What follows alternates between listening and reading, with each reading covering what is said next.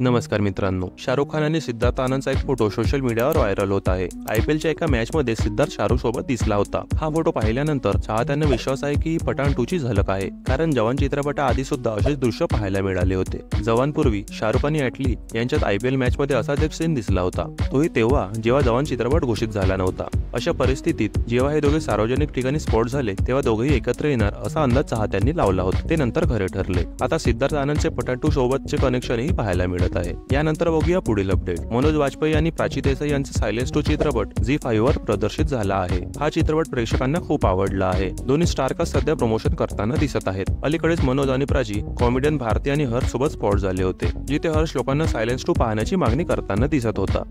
मित्रांनो, film production company असलेल्या T सिरीजचे यूट्यूबवर सर्वाधिक सबस्क्रायबर्स आहेत। टी सिरीजचे सध्या यूट्यूबवर 263 मिलियन सबस्क्रायबर्स आहेत। मात्र टी सिरीजचं हे पहिलं स्थान आता धोक्यात आलं आहे, कारण मिस्टर बीस्ट नावाच्या चॅनल आता टी सिरीज पासून केवळ 11 मिलियन सबस्क्रायबर्स दूर आहे। म्हणजेच त्यांचे सबस्क्रायबर्स जवळपास 253 मिलियन आहेत। यामुळे टी सिरीजने एका व्हिडिओच्या माध्यमातून आपल्या चॅनलला अधिकाधिक सबस्क्राईब करण्याचं आवाहन भारतीयांना केलं आहे। जगातील सर्वाधिक सबस्क्रायबर्स असण्याचा रेकॉर्ड गेल्या कित्येक वर्षांपासून टी सिरीजच्या नावे आहे। यूट्यूब सबस्क्रायबर्सची ही लढाई आता टी सिरीजने भारतीयांच्या अस्मितेची केली आहे। तुम्ही जर भारतीय असाल तर टी सिरीजला फॉलो करा, असं आपण टी सिरीज करत आहे। Let's unite and create history या नावाचा व्हिडिओ शेअर केला आहे। यापूर्वी 2019 साली देखील टी सिरीज आणि प्यूडीपाई या युट्यूबरमध्ये अशाच प्रकारची लढाई पाहायला मिळाली होती। यावेळी देखील टी सिरीजने भारतीय अस्मितेचा मुद्दा पुढे करत सबस्क्रायबर्स मिळवले होते।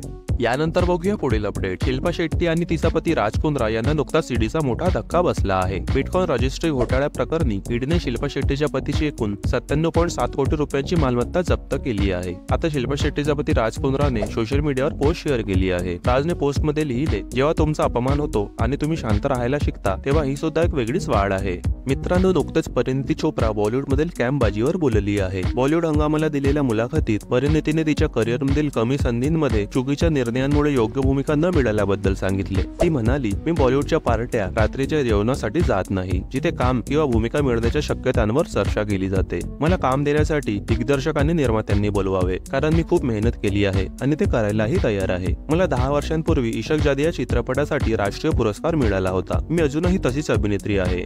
तर या होत्या फिल्मी जगतातील काही खास अपडेट्स। अशाच प्रकारच्या फिल्मी अपडेट्ससाठी आमच्या चॅनलला सबस्क्राईब करा। भेटूया आपल्या पुढील व्हिडिओमध्ये। धन्यवाद।